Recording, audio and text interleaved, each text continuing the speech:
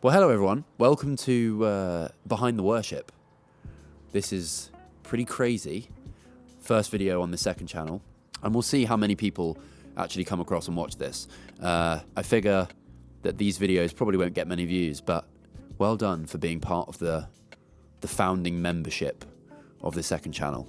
It's a bit weird having, one channel that's got quite a few subscribers and then this one that sort of has a few less. But you know what? We're on a journey. Hopefully you guys find this valuable. It's fun for me to be able to do these videos and, do these sorts of videos that wouldn't normally be posted on my main channel. So episode 1 of Q&A Sunday. I'm going to try and do these like once every couple of months or maybe once a month on a Sunday. Yes, thank you to everybody who fired across questions. My girlfriend actually compiled the list for me. She didn't include the names. So I've got the emails from you guys and your names, so I'll read your names out so you guys know, who said what question. But currently a plane flying over my... But anyway, let's just jump into it. Have you ever fasted? I nearly read that as farted. Have you ever fasted? And if so, what was it like? So I have fasted. It depends on how you... define fasted, because often people do this, at Lent. We have this idea of, leaving something at the foot of Lent and then picking it back up again when Easter comes around. So I fasted from a few things. I used to fast from social media, which I found quite helpful, but then I go back to it and, sort of struggled with that. Now I completely fast, as in I literally don't have it anymore. I fasted from alcohol, dry January. But I think there is like an important separation between, fasting, as in like just giving something up in the secular sense, versus, I guess, the spiritual sense, which is that we fast out of a longing to get close to the Lord, like intentionally. So when something goes wrong in your life or you're struggling with an issue or you're mourning, it's this idea of fasting and then dressing yourselves in dust and ashes that the Bible talks about. I can't say I've ever fasted out of necessity, out of being so broken that I needed to fast. It's definitely something that I'd like to do more of and explore more of.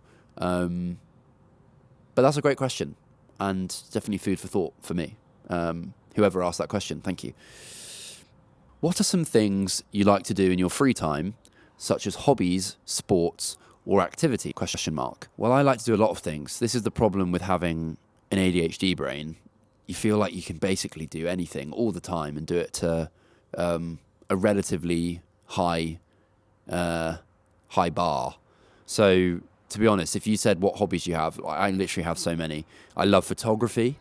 I like to make videos, clearly, and I enjoyed that before I started my YouTube videos. The gym. I love the gym. I'm very interested in fishing. I love going fishing. I like spearfishing, which is similar to fishing, but underwater and with a spear, obviously. I love football, watching it and playing it. I think, did I say I like the gym? I like the gym. I like cycling. I like just cycling around cities whenever I'm in cities. I like to cook, which I do on a daily basis. What else do I like to do? Read. I like to read books. I'm very interested in politics. I like walking. Did I say that? No, I said cycling. I like walking, so like hiking and visiting places. I like just looking at nature and taking it in. I really enjoy that. Oh, big one. I love movies. I love watching movies and talking about them, breaking them down, analysing them. What else do I like? Gosh, it's really hard when you actually have to think about it. I like surfing. Not very good, but I like it. I went with my brother once. I'd say off the top of my head, those are the main ones. So hopefully you found out a bit more about me from that. This is a good one.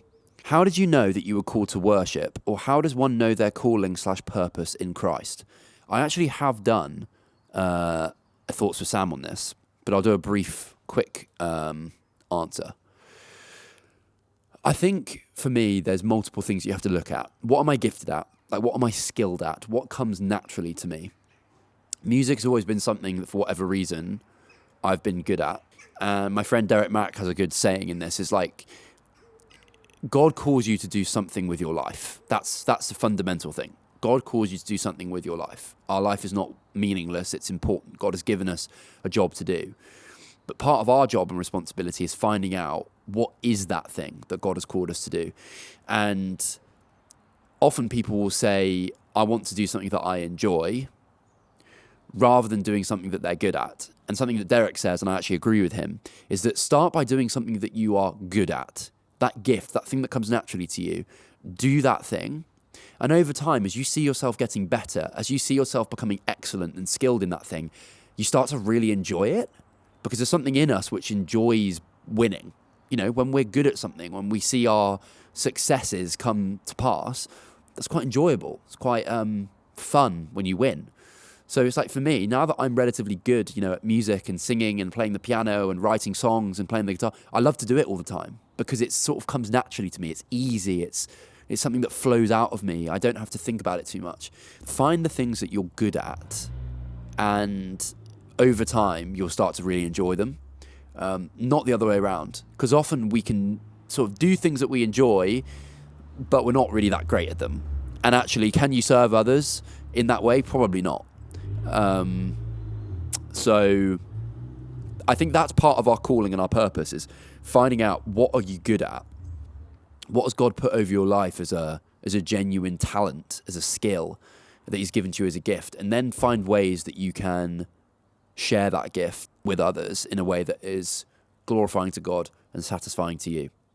Hopefully that was useful. Hopefully that helps. Right, we're going to do a couple more, and then we're going to round this out.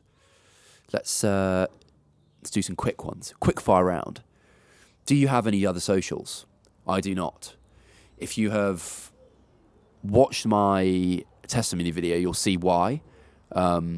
Mainly to do with the fact that I have an ADHD type brain, which gets highly stimulated by visual things, by fast moving things. So social media for me is not good. And I was actually talking to my cousin about this yesterday. Am I limiting my reach by not being on there? He was like, no, Sam, you should definitely be on those. You're missing market. You could reach more people.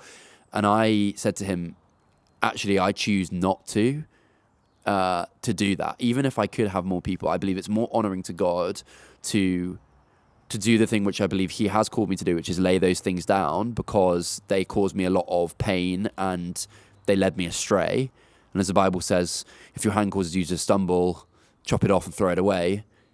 For me, throwing it away looks like pledging to not have social media ever again. So for me, YouTube is the only platform I use. You couldn't pay me £1 billion to have Instagram or TikTok. I've chosen in my heart till the day I die to never have those things. If for whatever reason I'm on Instagram or TikTok, it's because a team is running it for me and not because I have it myself. So to answer simply, do you have any other socials? I do not. Katie Keller, thank you for your question. Have you ever experienced imposter syndrome, and what's your approach to addressing that and moving forward? So the quick answer to that question is yes, I have experienced imposter syndrome, and I often do experience imposter syndrome. That feeling of just like, I shouldn't be here, or I'm different to everybody else, I'm not good enough. I actually think that's a thing that God has given me. I know that sounds a bit weird, but let me explain. I think God set me apart. Like, I've always felt quite independent, different to everybody else. And I think that's a God thing. I think he's called me to be that way. That's part of my identity. It's a bit like David. David was somebody who was quite different to the other brothers. Or Joseph, for example. He was set apart. Not that he was better. This was the fall of David. The fall of Joseph to some degree. He had those dreams about being a ruler over his brothers. And he communicated that in a way that was sort of like, I'm better than you. That's not what I mean. When I say set apart, I don't mean it as a value statement. I just mean it as an observation, as I'm different to everybody else. So when I try and fit in, when I try and feel like I'm part of something that everybody else is a part of, it often just goes wrong for me. And the Lord seems to just pull me out from the crowd and go, no, Sam, you're set apart, you're different. You're not meant to be like everybody else. If everybody else is doing that, you're supposed to do the other thing. So part of that, I think, comes the imposter syndrome, because I'm like, yeah, I'm not meant to be here. I'm a bit of an alien. And actually, God calls us to be aliens on this planet. So I do wrestle with it, because I'm like, yeah, I do sometimes feel, am I supposed to be here? Is this right? But often that causes me to really get close to the Lord and to find my identity and security in Him rather than in the circumstance or in the community that I'm a part of. Yes, I have experienced imposter syndrome. And sometimes that's really good, and I think it's from God. And sometimes it's my own feeling of insecurity, which I have to take to Him and say, Lord, I know that you've brought me to this place. I know that I'm meant to be here, to help me to be confident and bold in you and to find my identity in you, which can't be taken from me. So, yeah. Thanks, guys, for watching. There are plenty more questions. Like, literally, I've got loads in my notes page. So, don't worry. We'll be doing more. I just don't want this to be too long. And, you know, save some content for the next couple of weeks. So, that's part 1 of the Q&A. Yeah, as I said, thank you guys for watching. This has been very enjoyable to film. Hopefully you found it interesting.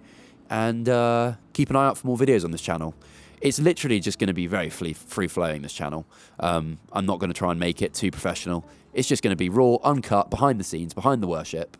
Bosh. Yeah. Love you guys. Have a great week. Talk to you soon. Bye-bye.